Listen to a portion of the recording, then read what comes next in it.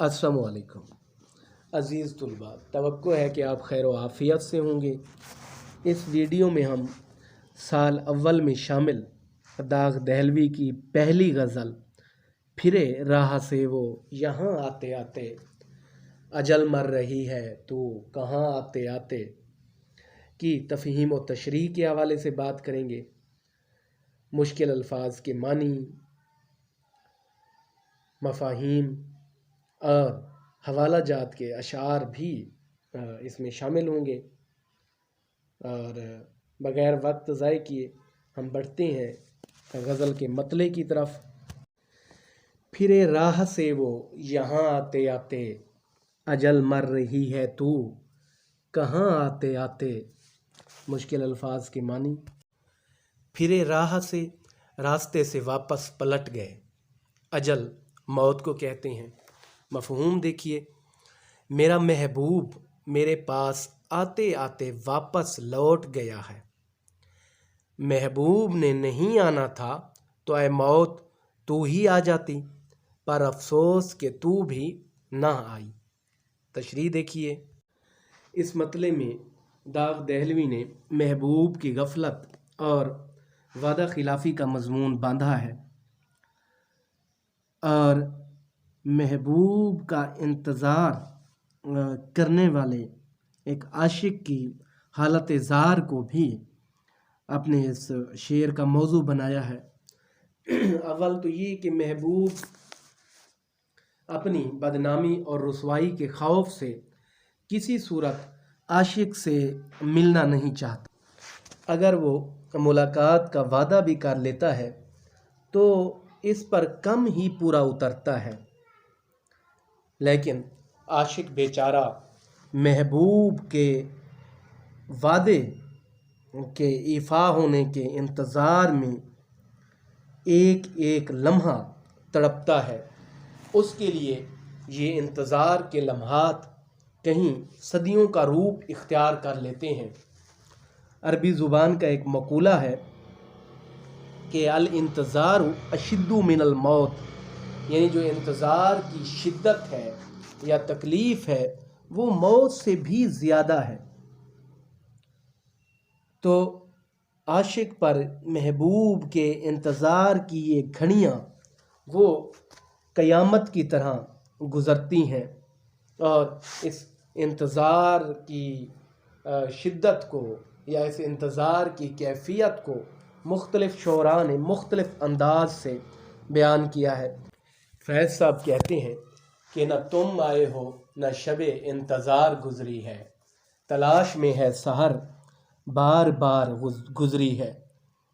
गालिब का कहना है कि तेरे वादे पर जिए हम तो ये जान झूठ जाना, कि खुशी से मर न जाते अगर एतबार होता। कहीं एक और शायर यूँ कहते हैं, गज़ब किया तेरे वादे पे एतबार किया, तमाम रात क़यामत का इंतज़ार किया। बहरहाल कहने का मतलब ये है कि ये महबूब हमेशा से ही वो कहीं आशिक से मुलाकात का वादा करके टालता रहा है और उस कैफियत को मुख्तलिफ़ उशाक ने अपने अपने अंदाज में बयान किया है। दाग़ के इस शेर के मुताबिक शायर महबूब के लिए सरापा इंतज़ार है और महबूब के इंतज़ार का एक एक लम्हा काटना मुश्किल है। लेकिन महबूब कहीं वो शायर की तरफ या आशिक की तरफ आते आते रास्ते से ही पलट गया है।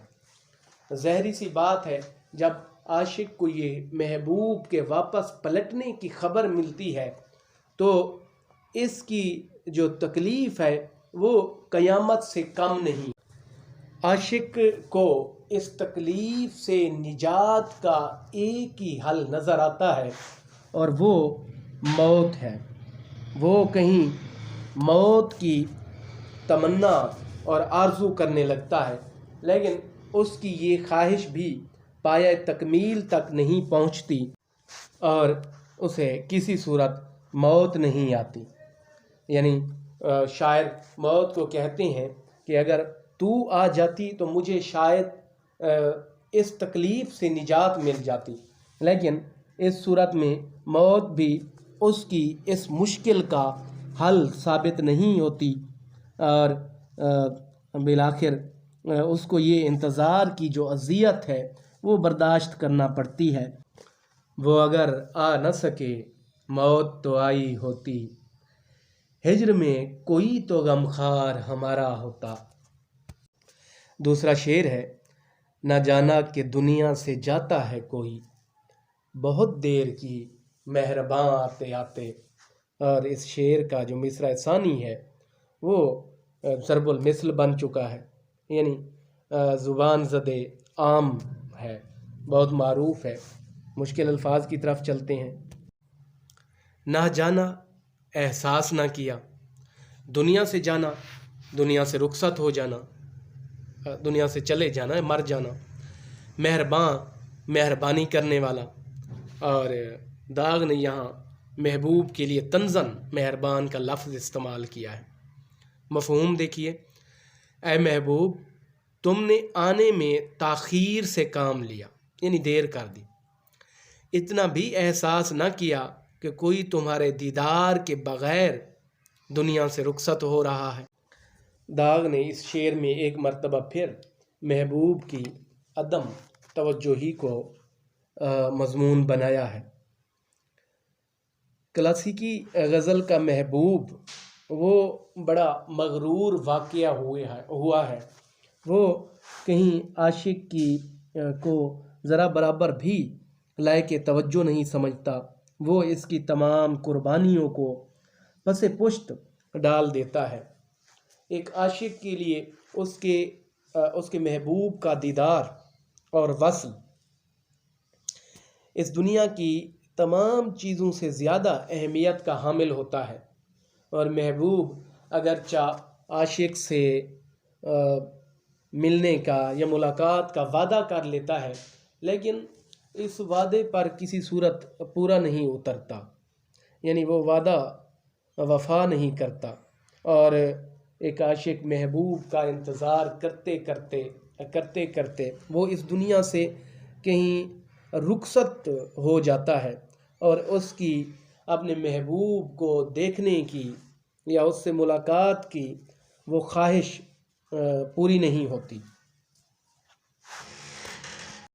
عاشق جب قریب المرگ ہوتا ہے تو وہ ایک نظر محبوب کو دیکھنا چاہتا ہے، کہیں اس کا جی چاہتا ہے کہ محبوب کے دیدار کے بعد ہی اسے موت آئے، لیکن ایسا کسی صورت ممکن نہیں ہوتا. تو عاشق کہیں کہتا ہے کہ پھر کسے فرصت نظر ہوگی، کون لوٹا اجل کی راہوں سے، آخری بار دیکھ لو مجھ کو شرمگین نگاہوں سے. لیکن اس کی یہ خواہش حسرت کا روپ اختیار کر لیتی ہے، اور اس کے مرنے کے بعد کہیں محبوب کو عاشق پر ترس آتا ہے، یا وہ کہیں دنیا والوں کی طعن و تشنیع کی وجہ سے عاشق کی لاش پر موجود ہوتا ہے. لیکن یہ چیز ایک عاشق کے لیے بے فائدہ ہوتی ہے. داغ نے ایک ایسے ہی عاشق کی ترجمانی اس شعر میں کی ہے جو محبوب کے دیدار کی حسرت لیے اس دنیا سے رخصت ہو گیا ہے، اور اب اس کا محبوب اس کی لاش پر کھڑا ہے. گویا عاشق کی بے زبانی یوں زبان اختیار کرتی ہے اور کہتی ہے، وہ آئے ہیں پشیماں لاش پر اب، تجھے اے زندگی لاؤں کہاں سے. داغ نے یہاں محبوب کے لیے طنزاً مہربان کا لفظ استعمال کیا ہے کہ زندگی بھر محبوب نے عاشق کے حال زار سے عدم توجہی برتی. عاشق کی خواہش تھی کہ وہ محبوب کے دیدار سے فیض یاب ہو، لیکن محبوب کسی صورت اس بات کے لیے آمادہ نہ ہوا، حتیٰ کہ قریب المرگ عاشق اس کا انتظار کرتا رہا، لیکن محبوب اپنی غفلت پر وہ مستقل قائم رہا۔ اور اب عاشق کے مرنے کے بعد محبوب جو ہے نا اس کی لاش پر موجود ہے۔ اب محبوب کی موجودگی ایک عاشق کے لیے کوئی اہمیت نہیں رکھتی، کیونکہ وہ اس دنیا سے رخصت ہو چکا ہے، اور اس لیے اس نے محبوب کو مہربان کہا ہے کہ اسے عاشق کے رخصت ہونے کے بعد کہیں اسے دیدار سے فیض یاب کرنا یاد آیا۔ تیسرا شعر ہے: سنانے کے قابل جو تھی بات ان کو، وہی رہ گئی درمیاں آتے آتے۔ مشکل الفاظ کے معنی: قابل، لائق، رہ گئی یعنی نہ ہو سکی۔ مفہوم دیکھیے، محبوب سے ملاقات کے وقت ادھر ادھر کی باتیں ہوتی رہیں، لیکن اصل بات سنا ہی نہ سکا۔ فراز صاحب کہتے ہیں کہ اس نے نظر نظر میں ہی ایسے بھلے سخن کہے کہ میں نے تو اس کے پاؤں میں سارا کلام رکھ دیا۔ ساغر صدیقی صاحب کا ایک خوبصورت شعر ہے جو اس سے پہلے میں نے محبوب سے شکوہ و شکایت کا پہلو بیان کیا ہے، اس حوالے سے یعنی عاشق سوچتا ہے کہ وہ محبوب سے شکوہ و شکایت کرے گا، لیکن جب وہ سامنے آتا ہے تو اس کی زبان گنگ ہو جاتی ہے۔ ساغر کہتے ہیں کہ ہائے اداب محبت کے تقاضے ساغر، لب کھلے اور شکایات نے دم توڑ دیا۔ ایک اور شاعر بڑے خوبصورت انداز میں کہتے ہیں کہ میں آج بھی نہ تم سے کوئی بات کر سکا، لفظوں کے پتھروں میں تمنا دبی رہی۔ مختصر یہ کہ عاشق جو بات محبوب کے گوش گزار کرنا چاہتا ہے، جس کا ارادہ کر کے جاتا ہے، وہ کسی صورت بھی محبوب سے بیان نہیں کر پاتا، اور اسی بات پر شاید وہ افسردہ بھی ہے کہ وہ بات جو محبوب کے گوش گزار کرنا تھی وہ دوران ملاقات محبوب کے گوش گزار نہیں کر سکا۔ چوتھا شعر ہے: میرے آشیاں کے تو تھے 4 دن کے، چمن اڑ گیا آندھیاں آتے آتے۔ مشکل الفاظ کے معنی: آشیاں گھونسلہ، گھر کو کہتے ہیں، ٹھکانے کو۔ چمن، باغ۔ مفہوم دیکھیے، آندھیوں کی شدت سے پورا باغ تباہ ہو گیا، میرے آشیانے کا تباہ ہونا تو معمولی سی بات تھی۔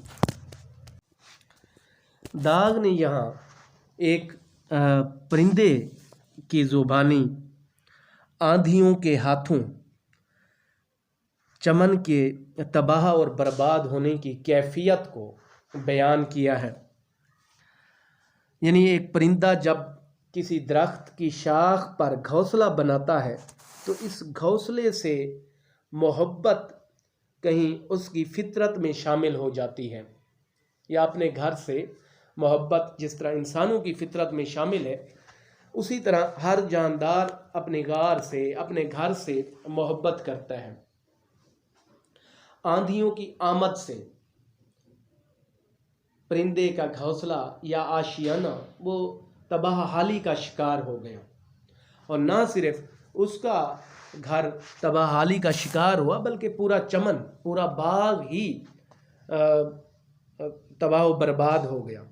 تو پرندے کو پہلے تو اپنے گھر کی بربادی پر بہت زیادہ دکھ ہوا، لیکن جب اس نے چمن کی، باغ کی حالت دیکھی تو اس کی تباہی و بربادی دیکھی تو اسے کہیں اپنا دکھ بھول گیا، یا اس کا دکھ اس پورے چمن کی تباہی اور بربادی کے سامنے کوئی وقت اور اہمیت نہیں رکھتا تھا۔ دراصل یہاں شاعر نے پرندے اور باغ کے پردے میں کہیں اپنے ملک بر صغیر کی تباہ حالی کو موضوع بنایا ہے۔ ایک شاعر کسی معاشرے کا حساس فرد ہوتا ہے، وہ ایک عام شخص کی نسبت اپنے معاشرے سے، اپنے وطن سے وہ زیادہ محبت کرتا ہے، اور وہ یعنی اس میں تھوڑی سی تبدیلی کو بھی بڑا گہرائی سے محسوس کرتا ہے۔ ہم دیکھتے ہیں کہ داغ کا جو دور ہے، اس کو اگر داغ کی حقیقی زندگی کے حوالے سے پرکھا جائے تو ہم دیکھتے ہیں کہ داغ کا پورا دور حیات وہ انگریزوں کی بر صغیر پر اقتدار میں گزرا، یعنی یہاں انگریز قابض تھے، اور پھر دیکھتے ہیں کہ 1857 میں تو وہ یعنی اعلان بر صغیر پر قابض ہو گئے۔ یہاں وہ تجارت کی غرض سے آئے، اور پھر ہندوستان کی سیاسی گتھی کو کمزور دیکھ کر یا سیاسی انتشار دیکھ کر وہ کہیں حکومت کے خواب دیکھنے لگے، اور برصغیر کے مختلف علاقوں پر وہ قابض ہونے لگے۔ آخر کار 1857 کی جنگ آزادی کے بعد وہ مکمل طور پر قابض ہو گئے، اور ہم دیکھتے ہیں کہ 57 کی جنگ آزادی کے بعد انہوں نے جو مسلمانوں سے سلوک روا رکھا،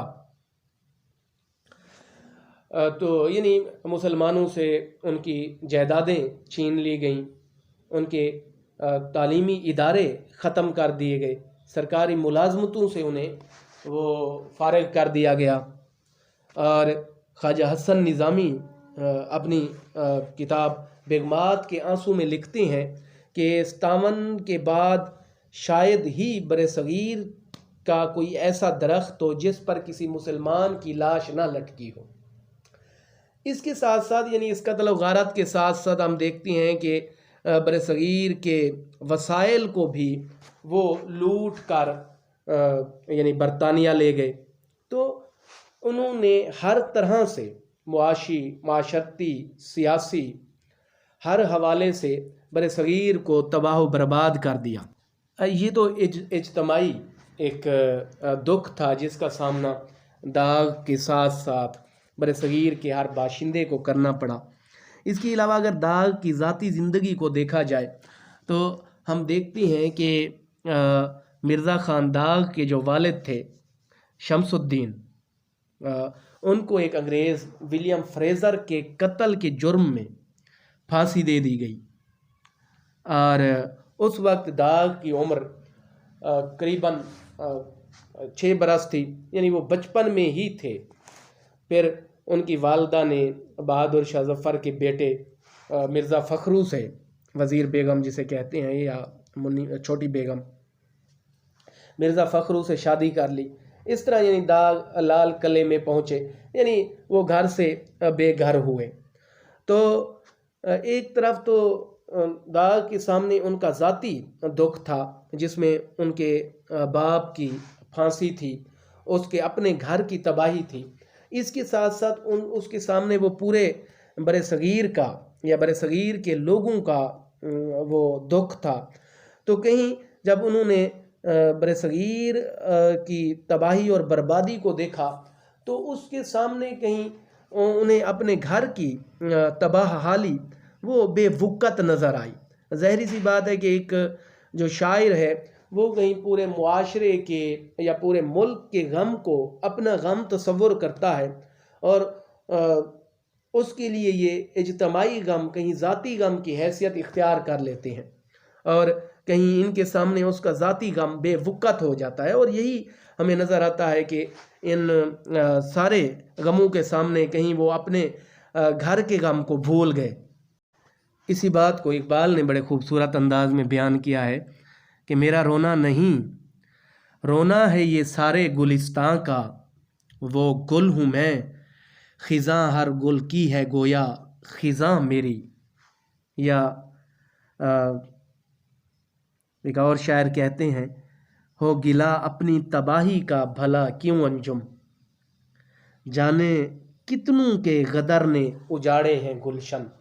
یعنی جنگ آزادی نے صرف میرا گھر تباہ نہیں کیا بلکہ کئیوں کے گلشن اجاڑے ہیں، اور داغ کو اگرچہ ان کا ذاتی غم تھا لیکن انہوں نے جب اجتماعی غم کو دیکھا انہیں اسے اپنے سینے میں جگہ دی، اور انہیں کہیں اپنا ذاتی غم بے وقت نظر آیا۔ تو اس غزل کے مقطع کی طرف بڑھتے ہیں۔ نہیں کھیل آئے داغ یاروں سے کہہ دو کہ آتی ہے اردو زباں آتے آتے، مشکل الفاظ کے معنی، کھیل آسان کام کو کہتے ہیں۔ مفہوم دیکھیے کہ اے داغ دوستوں سے کہہ دو کہ اردو زبان سیکھنا اور لکھنے پڑھنے اور بولنے میں اس کا صحیح استعمال کرنا اتنا آسان نہیں ہے، ایسا کرنا آہستہ آہستہ ہی ممکن۔ اردو زبان کے متعلق داغ اس شعر میں یہ بتانا چاہتے ہیں کہ اردو کو بول چال میں یا تحریر و تقریر میں صحیح طور پر برتنا اتنا آسان نہیں ہے، یا یہ کہ اردو پر مکمل دسترس حاصل کرنا کے لیے ایک طویل وقت درکار ہے۔ یہ یعنی مختصر عرصے میں ایسا نہیں ہو سکتا کہ کوئی اردو زبان میں یا زبان دانی میں طاق ہو جائے۔ اگرچہ اردو کوئی بہت زیادہ قدیم زبان نہیں ہے، ہم دیکھتے ہیں اس سے پہلے فارسی اور عربی جو ہے نا اس برصغیر کی علمی اور ادبی زبانوں کے طور پر پہچانی جاتی رہی ہیں، لیکن اردو نے ایک مختصر وقت میں بہت زیادہ ترقی کی ہے۔ اب اگر اردو کے آغاز پر نظر کی جائے یا اردو کی جو تشکیل ہوئی اس ایک پروسیس پر نظر کی جائے تو ہم دیکھتے ہیں کہ 712 میں کچھ لوگ یا اہل عرب وہ محمد بن قاسم کی قیادت میں برصغیر میں داخل ہوئے اور وہ عربی بولنے والے تھے۔ اس کے علاوہ محمود غزنوی کی قیادت میں جو لوگ ہیں وہ کہیں فارسی ان کی مادری زبان تھی یا ان کی علمی و ادبی زبان فارسی تھی۔ اسی طرح پھر ہم دیکھتے ہیں کہ اس کے باقی جو مغل یہاں آئے تو وہ ترکی ان کی مادری زبان تھی۔ تو کہیں اردو کی تشکیل میں ان زبانوں کے کردار سے انکار ممکن نہیں ہے، اور ظاہری سی بات ہے کہ جو محققین ہیں وہ اس بات پر متفق ہیں کہ اسی زمانے میں ہی، یعنی جب بیرونی حملہ آوروں نے برصغیر پر حملے کیے تو ان بیرونی حملہ آوروں اور برصغیر کے مقامی لوگوں کے درمیان جو بول چال ہوئی اس کے نتیجے میں اردو زبان کی تشکیل ہوئی۔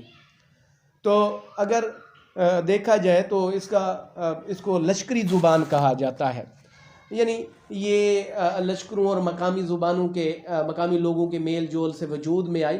تو ظاہری سی بات ہے کہ اس میں اب ترکی کے، عربی کے، فارسی کے اثرات یقینی ہیں۔ اردو کی گرامر پر اگر نظر کی جائے تو وہ بھی کہیں اس کی تشکیل میں انہی تینوں زبانوں کے اصول و ضوابط کو مد نظر رکھا جاتا ہے۔ اسی طرح وحد، جمع، تذکیر و تانیث، یعنی جتنی بھی اردو کی گرامر ہے وہ اس میں کہیں ان تینوں زبانوں کا، ترکی کا، عربی کا، فارسی کا، یا جو برصغیر کی بہت سی اور بھی مقامی زبانیں تھیں ان کا ایک بڑا ہاتھ ہے، اور اس سے انکار ممکن نہیں ہے۔ تو ظاہری سی بات ہے کہ جو زبان اتنی زبانوں کا وہ مغلوبہ ہو، جس میں اتنی زبانوں سے مل کر بنی ہو، یا اس کی گرامر ان زبانوں سے مل کر تشکیل پائی ہو، تو اس کو اتنی آسان سمجھنا یا اس پر مکمل دسترس حاصل کرنا وہ اتنا آسان نہیں ہے۔ تو داغ نے بھی یہی بیان کیا ہے کہ اردو اگرچہ اہل زبان کے لیے، جن کی وہ مادری زبان ہے، ان کے لیے تو آسان ہے، لیکن جو غیر زبان کے لوگ ہیں ان کا ایک مختصر عرصے میں اردو زبان دانی پر مکمل مہارت یا عبور حاصل کرنا اتنا ساہل اور آسان نہیں ہے جتنا نظر آتا ہے۔ وہ کہتے ہیں کہ اس کے لیے ایک وقت درکار ہے، یا اردو پر مہارت حاصل کرنے کے لیے ایک طویل وقت درکار ہے، اور یہ زبان آہستہ آہستہ ہی اس کی مہارت حاصل ہو سکتی ہے۔ اس کے ساتھ ہی ہماری اس غزل کا اختتام ہوتا ہے۔ سلامت رہیں، اپنا بہت سا خیال رکھیں، اور اگر میری یہ کاوش آپ کو پسند آئی ہو تو چینل کو ضرور سبسکرائب کریں۔ اللہ حافظ۔